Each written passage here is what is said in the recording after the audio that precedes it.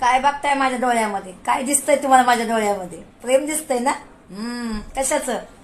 आईचं दिसतंय ना? मला वाटलंच. तुम्हाला कशाचं वाटलं? तुम्हाला कशाचं प्रेम वाटलं? नाही, मी फक्त प्रेम कोणावर करते माहितीये? माझ्या पोरावर करते. हा, आणि पोरं मला प्रेमच करत नाही. पोराला दिसून म्हणली मी गावाला येते पोराने घर बिर सगळं स्वच्छ करून बसला. माझी वाट बघत बसताच तिकडं माझं बोंबलून. मी गावाला गेलीच नाही. त्याची मेहनत फुकाट गेली.